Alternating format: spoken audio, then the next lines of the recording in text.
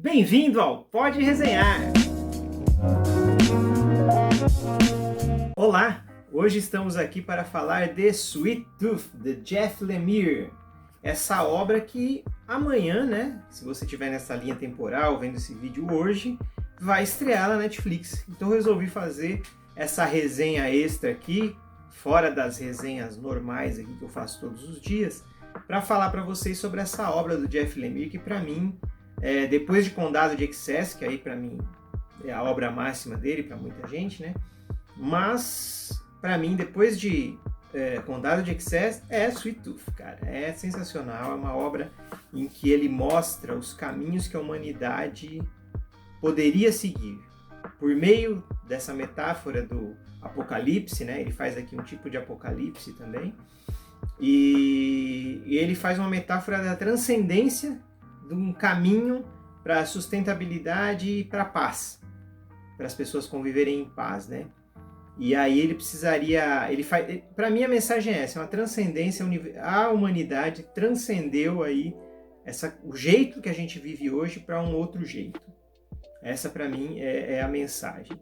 E é uma mensagem desgraçadamente poderosa. Eu gosto de usar desse jeito. É uma mensagem poderosíssima. Enfim, mas ninguém vai ligar porque a gente está vendo aí o que está acontecendo. E começa com uma pandemia. Né? A história começa com uma pandemia, onde as pessoas vão pegando uma doença que eles chamam de moléstia, e elas vão morrendo. E, paralelamente a isso, as mulheres que dão à luz nesse período dão à luz a crianças híbridas, que é o personagem aqui da história, que é o Gus, que ele é apelidado de Sweet Tooth pelo Grandão, que é outro personagem que tem aqui, que é o Jepperd, e que é bico doce, vocês vão saber por quê. Tem um spoiler aqui, se você prestar atenção na capa, você vai saber por que é. Mas é legal você ler para entender por quê. E o Gus, ele é um híbrido de um humano e um veado. É um cervo, né? Um veado. Aqui no Brasil a gente chama de veado, né? O veado campeiro, que é esse cervo que tem esses chifres, né? E é o Bambi, né? A grosso modo. E ele é uma mistura. E tem várias crianças híbridas que nascem nesse período. E a história começa a se desenvolver a partir daí do encontro entre o Gus, que vive isolado numa cabana com o pai, e o Grandão. E o mundo é o apocalipse. Por isso que chama Sweet Tooth e o subtítulo é Depois do Apocalipse. Né? Então é o que acontece ali enquanto está acontecendo o apocalipse, e tem um cachorro latindo no fundo.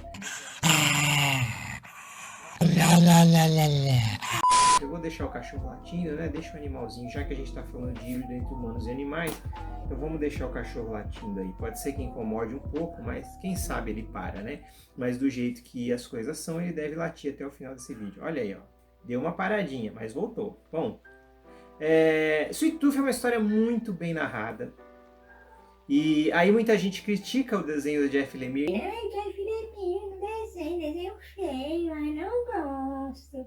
Sabe, aquelas reclamações de desenho que eu acho meio bobas, assim, né? Porque o cara, ele tem uma narrativa boa, ele tem um desenho, o desenho dele é peculiar, é um tipo de desenho peculiar, mas, por exemplo, a figura humana que ele desenha é muito boa.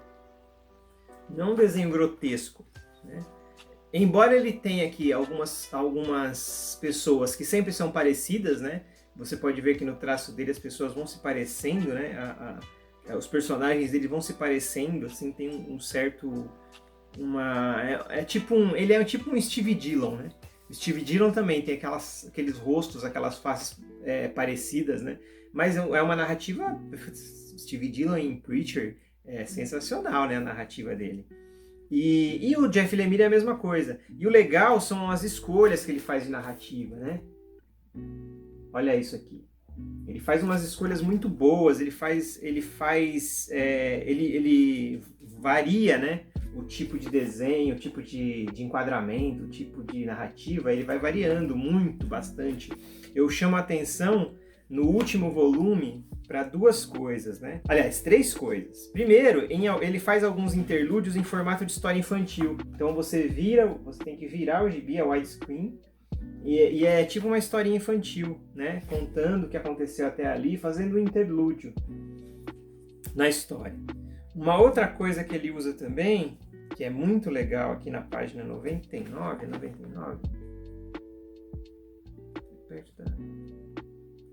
Uma hora depois. que é essa narrativa circular aqui, que é muito bacana. Ai, mãe, mas a gente já viu isso. Eu sei que já viu, não tô falando que você não viu. Nossa.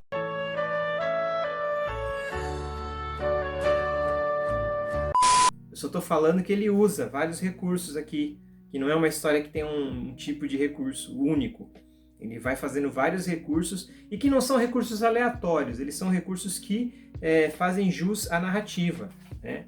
Só, eu vou fazer aqui porque eu achei bonito. Não, porque faz sentido. Por exemplo, esse que eu vou mostrar agora, ele, por meio desse tipo de desenho que ele faz, ele gera uma tensão.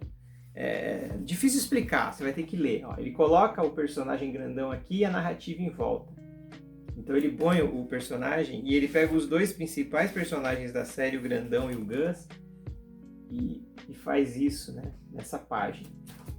E também tem uma outra que eu tinha falado 3, já vou mostrar 4, né? Que é essa daqui, ó. Que é aquela cena clássica de explosão de um rastro de gasolina que tem em todo filme de ação. Só que ele faz o seguinte, o rastro de gasolina começa aqui e atravessa a página e vem parar do outro lado. Muito bacana o jeitinho que ele faz, né? A história é maravilhosa, gente. Foi lançada aqui em 6 volumes pela Panini entre os anos 2012 e 2014. E foi rápido, porque saiu em 2010 nos Estados Unidos, né? E foi em 6 volumes, né? E agora a Panini está relançando em 3 volumes. Então dá para você comprar e ler paralelamente a série, ou até ler antes e depois ver a série. Eu recomendo muito ler o quadrinho. Eu vou ver a série, né? Espero que eles respeitem. Respeitar é meio complicado, né? Eu espero que eles adaptem de uma forma bacana o âmago da série. Às vezes tem algumas séries que mudam, né, e fazem algum tipo de mudança positiva. Vamos ver se vai ser esse o caso, né? Mas lembrando que o Jeff Lemire aqui, uma das coisas mais legais que ele faz é dar voz aos personagens. Então cada personagem tem a sua voz específica. O Gus fala de um jeito, o grandão fala de outro, e um grande exemplo é o Bob, né? Que é um personagem que ele não desenvolveu, é um menininho híbrido também, que não desenvolveu a linguagem, né? Ele fala com uma linguagem específica, né, própria dele. Então a voz das personagens assim, é bem característico, não falam todos do mesmo jeito, e ele tem uns plot twists muito bacanas nos finais das edições. É uma história muito legal. Eu recomendo que vocês leiam. Saiu aqui em 6 edições, ó. Saiu esse aqui, o volume 1, Saindo da Mata. O volume 2, que é o Cativeiro. O volume 3, que é o Exército Animal. O volume 4, Espécie em Extinção. O volume 5, Habitat Anormal. E o volume 6, Jogo Selvagem. Agora, nesse novo lançamento, vão ser 3 volumes, tá? Então, vão ser praticamente 2 edições dessa, vão virar uma. Então, tá aí disponível para vocês. Recomendo Sweet Tooth, o Bico Doce. Fala assim, Sweet Tooth, é igual Stranger Things, né, Rogerinho? Achou errado, otário! Sweet Tooth, que é o Bico Doce, que vocês vão ver depois por que o grandão apelidou ele assim. Uma HQ para você pensar um pouco como é a sociedade atual, né? E é engraçado Engraçado não, curioso, né? Você lê uma história dessa sobre apocalipse por meio de uma doença, agora que a gente está vivendo uma pandemia e a gente está vendo algumas pessoas agirem de uma forma meio irracional, né? Imagina se tivesse um apocalipse desse, então o que seria? É isso que os autores de ficção científica fazem, né? Eles pegam aí algumas coisas que a gente viveu, que são anormais, como as guerras, as pandemias, quando a gente é levado ao limite extremo, né? Da doença ou da violência, né? Os limites extremos aí que o ser humano chega e o que a humanidade faz com isso, né? E o que o homem faz com isso. E aí os autores de ficção, eles extrapolam, né? Como seria. A gente ainda não viveu um apocalipse de fato, mas é algo para a gente pensar em como a gente agiria numa situação dessas ou em como a gente está agindo agora na pandemia. Tá certo, gente? Até a próxima e obrigado. A rede de canais Pode Debater tem programas todos os dias. Segunda-feira temos a gravação do nosso podcast ao vivo. Terça-feira temos o Pode News com as notícias da semana. Quarta-feira temos o Pode Animar com uma resenha de uma animação.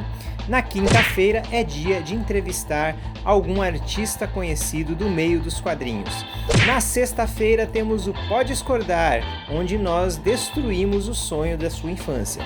E no sábado temos o Pode Debater Quadro a Quadro e todos os dias o Pode Resenhar.